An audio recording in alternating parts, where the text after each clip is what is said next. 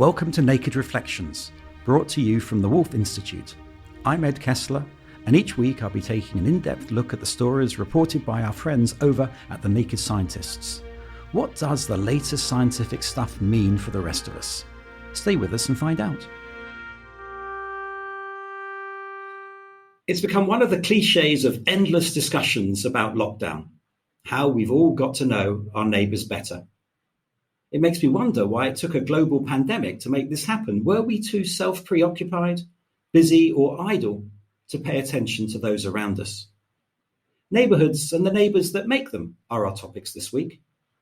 In a recent edition of The Naked Scientists, Richard Bellingham of the University of Strathclyde talked about some ideas that would make activist neighbourhood folk prick up their ears. We know things like using different colours and intensity of street lighting can influence behaviours. And we know that also in some cities they've tried doing things like pulsing the street lights to indicate that the police are aware that something is happening and they're on their way. And this has actually been proved to be, by and large, just as effective as the presence of a police car, once people understand that there's a relationship there. With me to discuss neighbours and neighbourhoods, and perhaps also the people who police them, are Julie Siddiqui, co-founder of the Jewish and Muslim Women's Network, and Dr. Julian Hargreaves, Senior Research Fellow here at the Wolf Institute.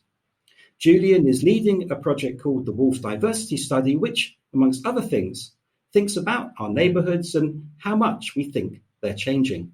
Well, I promise not to cue you with pulsating lights, but let's get down to the nitty-gritty. Julie, how well do you get on with your neighbours? I think the answer is that I could do better. So I try my best, or I feel like I have over time, to sort of reach out, engage with my neighbours through giving them gifts and food and things. And I sort of treat the people that live around me as my neighbours here. But I feel I could do more. I always feel like I could do more. And if somebody, for example, passes away, which happened a couple of years back, and I hadn't really engaged with that person, I actually felt very guilty because I thought I could have done much more. And similarly, an elderly person recently, I think, went into a care home, and I had some interaction with her, but not as much as I could have. So I do take it seriously, and I sort of feel it's quite a big responsibility for me to engage with my neighbours, and I talk about it with my kids a lot, but I always feel like I could be doing more. Julian, could you be doing more? I would say on the whole I get on with my neighbours fairly well. There's a curious thing. I live in a small town between London and Cambridge, and during my days at the Wolf Institute I spend a lot of time thinking about minority communities, whether they're ethnic or religious minority communities. And every evening I go home to a place that is probably best described as super non-diverse. It is very, very predominantly white. But what you've got where I live is a very dominant kind of white British culture, which has actually worked to bring the town together. So just to give you an example, there are lots of pubs. So there's a drinking culture. The place has returned Conservative MPs and Conservative councillors for as long as anyone can remember. So there's that sort of similarity politically with people. There are sort of civic groups, such as the Rotary clubs and those types of things, which again have worked to sort of bring the town together. Now, I'm not saying this is a perfect utopia. I'm not sure how my non-white neighbours would feel about this sort of dominant culture. But it has worked in some ways to tie the people who are here together. So it sounds like the idea of neighbourhood is more than geographical. It has to be more than geographical. What's it like in your neck of the woods then, Julie? Is what Julian's saying echo? I'd imagine Slough is more diverse than the midway between Cambridge and London.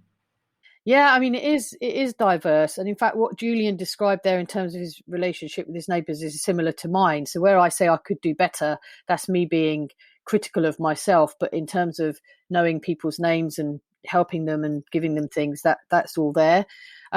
Yes, it is diverse. I do feel when I hear the word neighbourhood, it does make me think of geography and those people that sort of live around us. From an Islamic perspective, it's an interesting one because there's some teachings that are quite specific actually about the rights of neighbours, and there's a lot of emphasis on that, which is why I think Muslims often have it quite sort of fresh in their mind. One of the problems, which I hope as a country we can sort of overcome, particularly when you're talking about people who are from different backgrounds, is this idea that we all just live in our own house and we don't really go out. When I was growing up, yes, I grew up in an area a bit very undiverse, as Julian has described, also with so much positive. Partly it was a sort of a cul-de-sac of about 100 sort of houses, and we all just lived there. But there was definitely much more of a sense that people were in and out of each other's homes or just interacting more. And I think now we've just got to a point where people are so sort of individual, and you almost feel like you're encroaching on them if you even knock on the door sometimes. I know I have to sort of get over that. I think this idea of neighbourhood and community and place and sort of locality is really interesting. And from a social science perspective, there's a bit of a tension, I think, when it comes to looking at people who see place and locality as being very important, and other people who create collective identities not around local places, but around other characteristics, other factors in their lives. And these two different types of groups have been described, I think, very effectively as two emerging tribes within British politics, the somewheres and the anywheres. And it was, I think, a lot of light was shed on these two tribes in a fantastic book called The Road to Somewhere by David Goodhart. And in it, he describes the anywheres as being the culturally dominant tribe out of the two. And these are people who are highly educated, highly mobile socially, probably left home to go to another town or city to attend university, probably have spent time in London or abroad.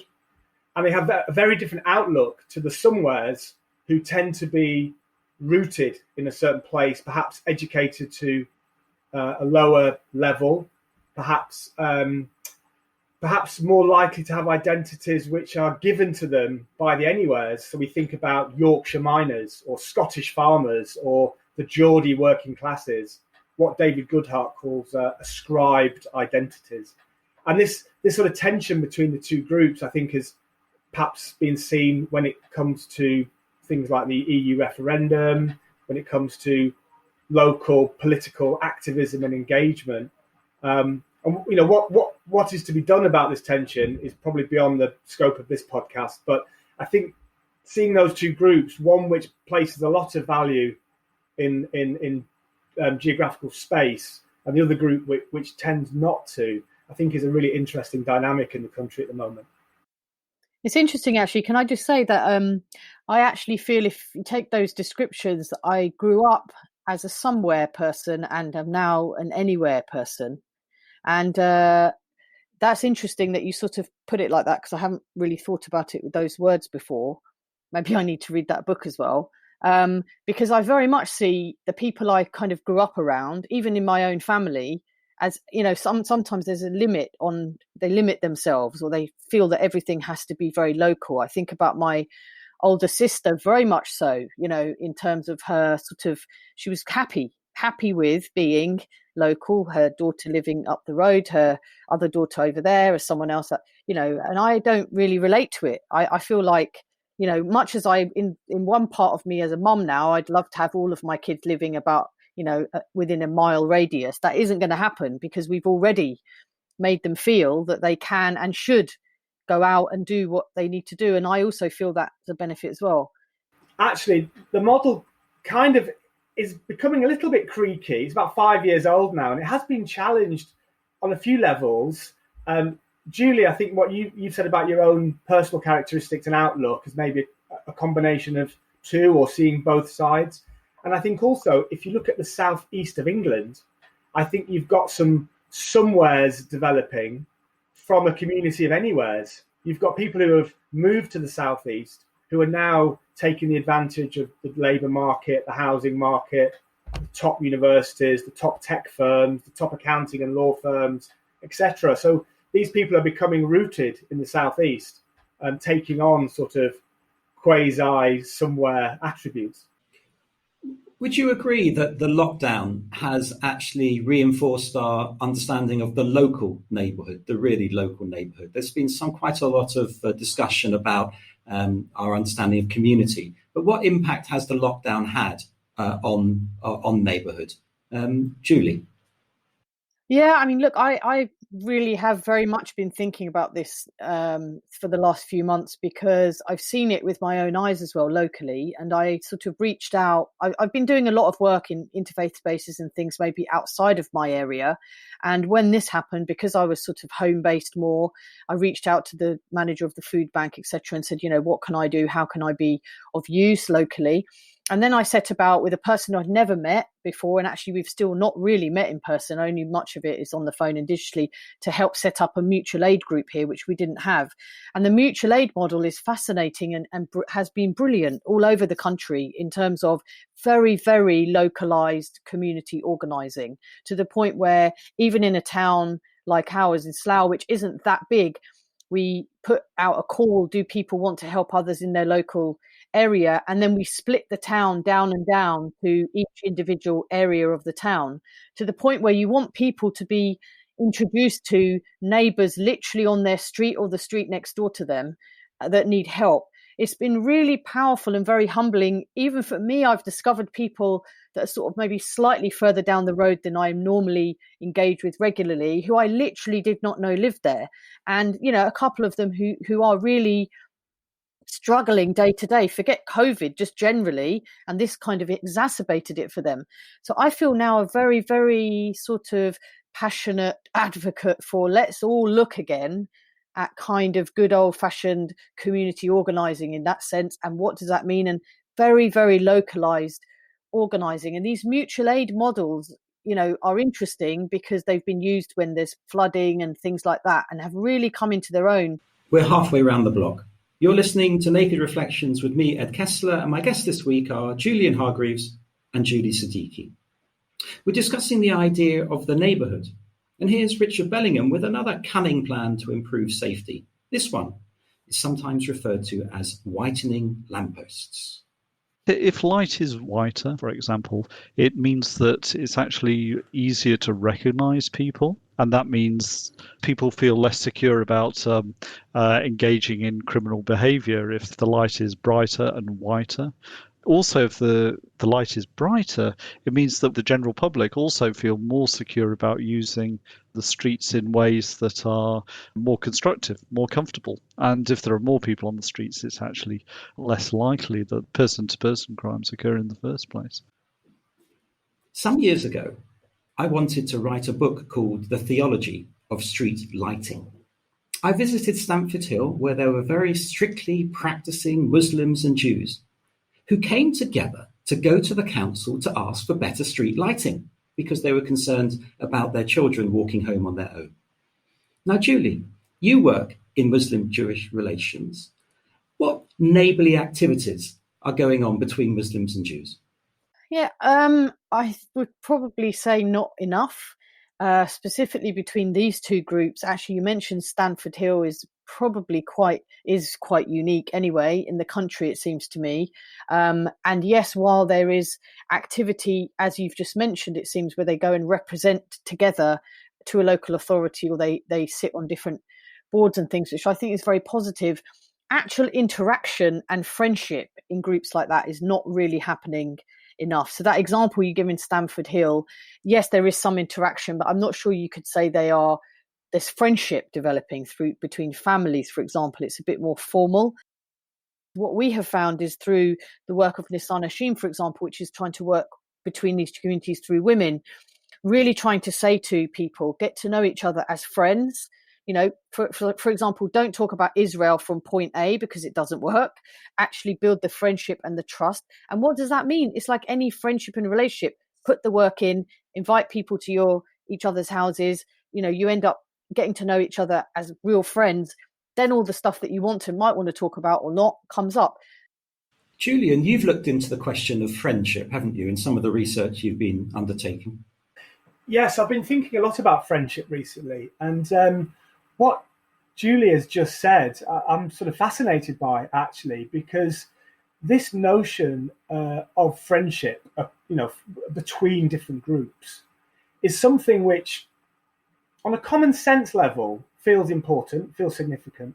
And actually, there's overwhelming academic evidence from social psychology to show that friendship has a direct relationship with reduced prejudices.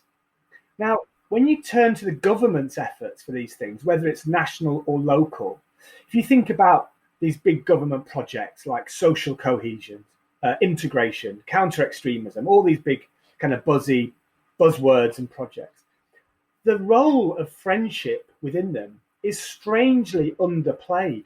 So you might have, in the recent integration strategy from the government, an idea that better integration might lead to more friendships between groups.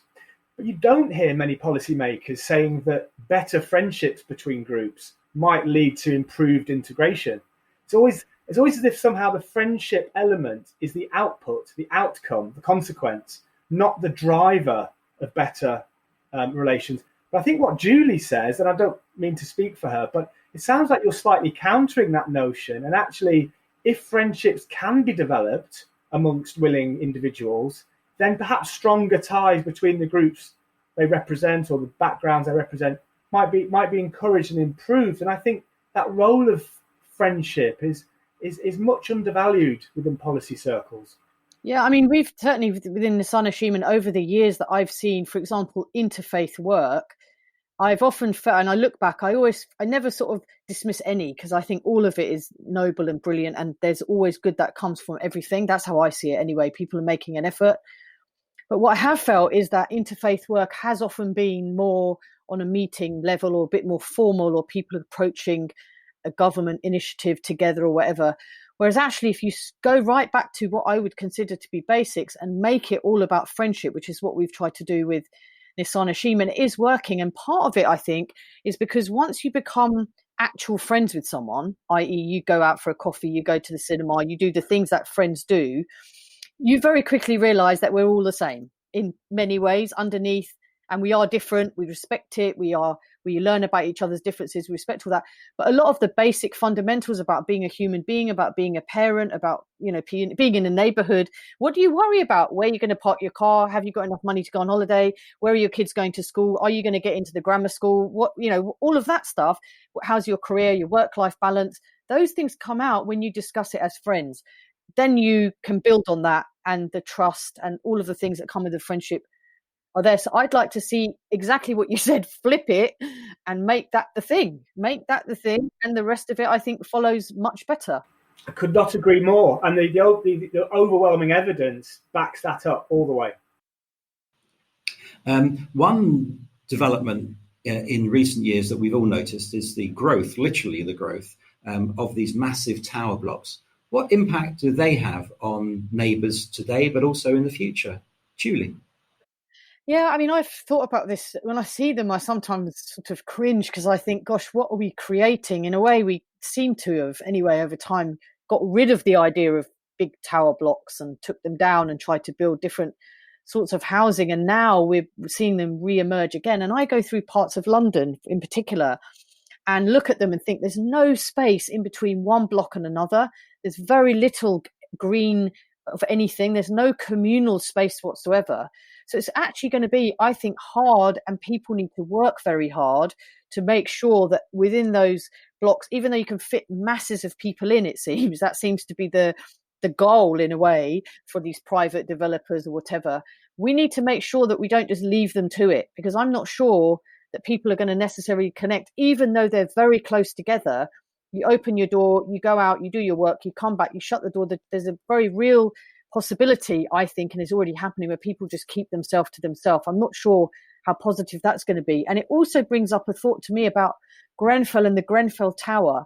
And what's come out of that is, in a way, what people say in that area. We've been doing neighborliness really well over many years, despite a lot of discrimination, in terms of the institutional racism, etc., that we've really found out about in a very stark way.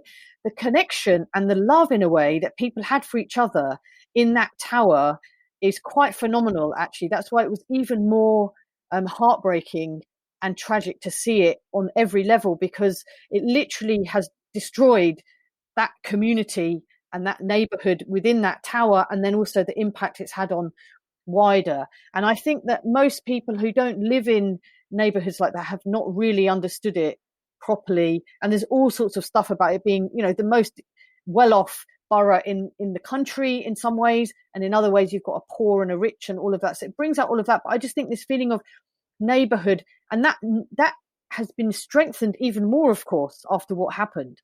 So it's interesting, and you can't just allow these things to happen. They have to be developed, and there's all sorts of things there. But I just feel this whole thing about towers and blocks and flats, however posh and expensive they might be, we can't just leave it to chance to ensure that people actually meet and get on. I think it's important that we make it happen somehow. We've touched on changes in neighbourhoods and in our communities, and one thing that has changed that many of us have noticed in cities is the growth of gated communities, which has always struck me as fairly intimidating. Are they a negative presence, Julia? Well, I think in modern debate and contemporary debate, the idea of a gated community, I think for a lot of people does trigger a certain emotional response, a concern about exclusion, about the separation of the rich from the poor, for example. And if we look at some of the gated communities in America, particularly within the Southwest, I'm thinking Southern California, Nevada particularly, there is a rich and growing tradition of gated communities, sometimes built around shared interests such as golf and fishing. Sometimes they attract people who are not necessarily there because of security, but because of a sort of lifestyle. And they've had some positive impacts on their surroundings. Lots of local authorities love gated communities because people who live there pay tax, and they pay the sort of taxes that normally go for the upkeep of streets, but they also pay for the upkeep of their own streets. So for a lot of local authorities in America, these taxes become a good source of revenue. In places like China, the gated community is a very traditional place to live and doesn't trigger those sort of concerns. Well, we're drawing towards a close, and I don't want to end without asking Julie about some Muslim understandings of what neighbourhood means from religious tradition and Islamic history. It's always sort of fascinating, this, and again, because of the situation we've been in for the last few months, and we also had Ramadan as well, so that's always a time of thinking about people reaching out to their neighbours, giving food, feeding homeless people, etc. It becomes sort of heightened. There's a lot in Islamic teachings about neighbours. There's some stuff around who are your neighbours, and some will say it means 40 houses around you. Some will say 40 houses to the right, to the left, and in front and behind.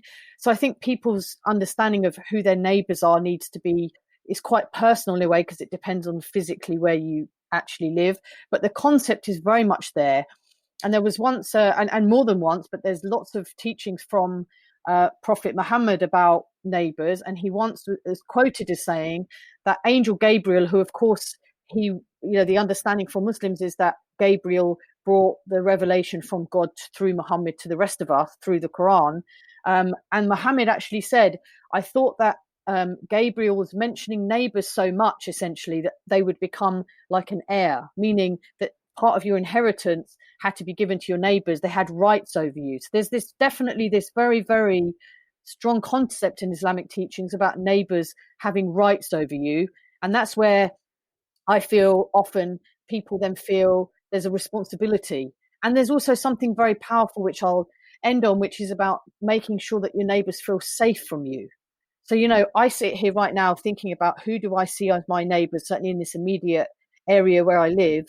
Do they feel safe from us? Yes, I think they do. They don't know the ins and outs of us, and we don't know the ins and outs. We interact. I give them things. I make sure that they feel safe from us. That's really important to me. I've given all of my neighbours my number, even before COVID. So if you ever need anything, let us know. Whether they do or not is now up to them, but at least I feel I've done that. So I said to my kids at the beginning of Ramadan again this year, it's up to you when you start to move into your own houses, your own neighborhoods. Make sure that your neighbors know who you are and feel safe. And obviously for us as Muslims nowadays, with an air of feeling there's a lot of sort of CCTV on us as Muslims, perhaps because of terrible things that have happened locally or in the world. In a way, it's even more important to make sure that those misconceptions and misunderstandings of who we are as Muslims, as Muslim neighbours, we do our bit to make sure that people feel safe and that there's a connection, rather than them feeling somehow suspicious or not sure what to think. So I feel that for me, it's always been there right from the beginning. Nowadays, with an air of feeling that there's a different sort of sense around terrorism, etc., how do we as individual families make sure that the people around us don't have suspicion and actually feel safe from us? For me, that's also part of our role as well as Muslim citizens in Britain. It's interesting that the Bible has one command, the famous command of Leviticus, to love your neighbour as yourself, which Jesus also says in the New Testament. But on 36 different occasions, the Bible also says to love the stranger. And that actually is much, much harder than getting to know your neighbour.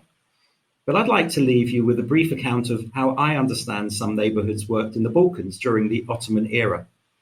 Houses had two gates, one opening onto the public thoroughfare and the other into a network of alleys connecting the immediate close neighbourhood. Visitors could choose their gate. It seems like a nice balance between the public and the semi-private. All the more striking because of the tragic way neighbourhoods tore themselves apart during the 1990s war. Well, that's all we've got time for this week. Thanks to my guests, Julian Hargreaves and Julie Siddiqui. And thanks to you too for listening. If you'd like to get in touch with any comments, thoughts or reflections of your own, you can email nakedreflections@wolf.cam.ac.uk. And let us know what subjects you'd like to hear more about and how you'd like us to cover them. We'd love to hear from you. In the meantime, you can find more episodes of Naked Reflections and subscribe to Naked Reflections podcast wherever you access your podcasts or at nakedscientist.com/reflections. Do join us next time.